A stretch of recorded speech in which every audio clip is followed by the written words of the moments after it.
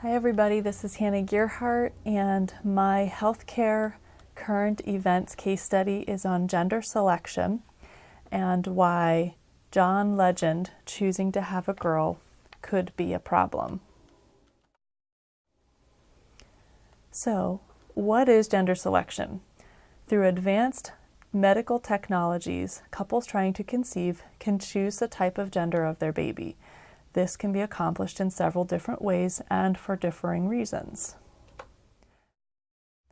Chrissy Teigen and John Legend publicly announced their pregnancy through in vitro fertilization. What caused an uproar was the fact that they picked the sex of their baby through gender selection for non-medical reasons. Teigen shared on Twitter her response to these criticisms. She said, "I think I made a mistake in thinking people understood the process better than they do. It's hard to explain such a complicated process here." So, is John Legend and Chrissy immoral for choosing the gender of their baby simply because they wanted a girl first? In the next few slides, we will take a look at how is gender selection attained. We'll discuss the pros and cons of gender selection, and lastly, what ethical theory can argue for or against this type of medical technology. I'll conclude with my personal thoughts on the subject and which side I stand for.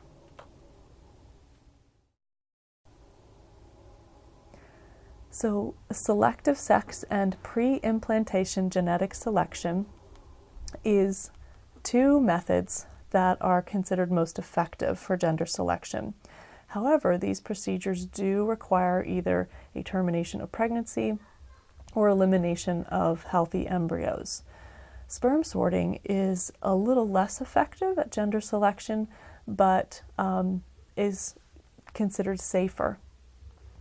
Was originally used to identify sperm that carry X-linked genetic diseases, such as mental retardation, hemophilia, muscular dystrophy, to name a few.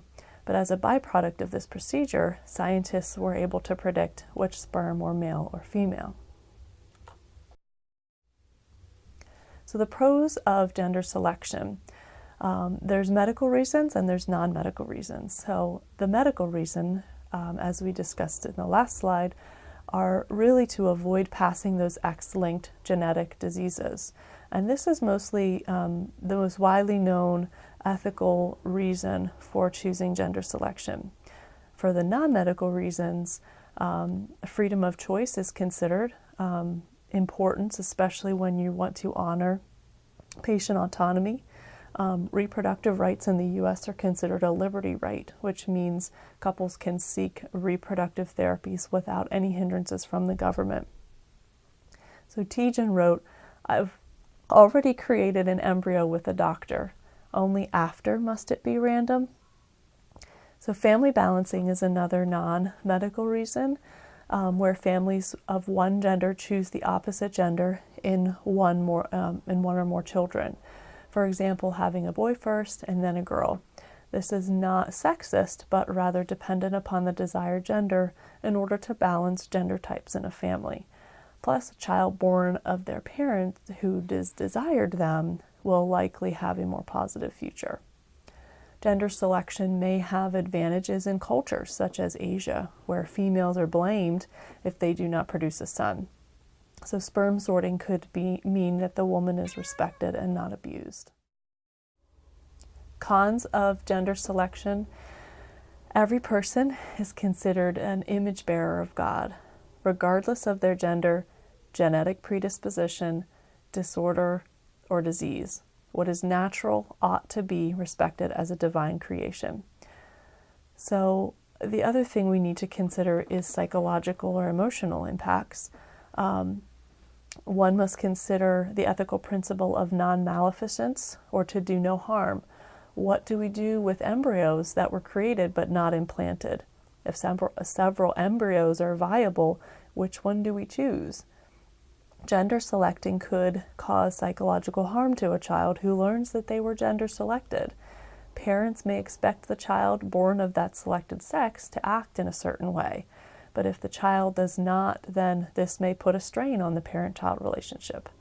The slippery slope, since parents choose the gender of their child, What is going to stop them from choosing their eye color or their height or intelligence, of which could give parents an advantage in society?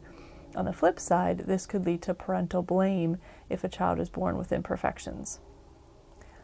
Gender selection might skew sex ratios and cause an imbalance of normal sex ratios that exist within societies.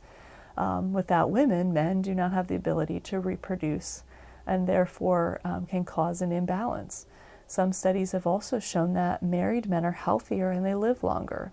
So in a male-dominated society, women may be valued only by their ability to reproduce instead of as a person. And lastly, like all modern new technologies and medical treatments, their long-term harmful effects are really truly unknown.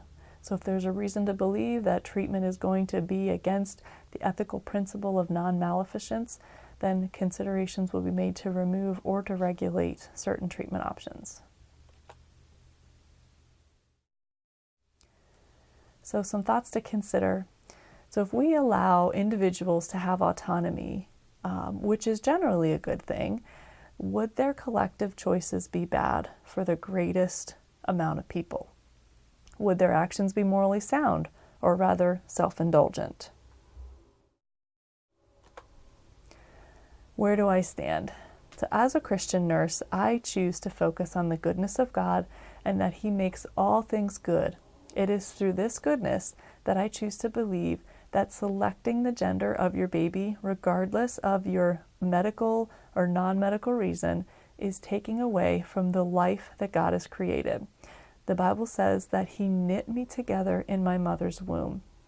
It is God who should receive the credit, the glory, and the honor of forming such a delicate and precious life, of which He has called forth, and with a great plan and purpose.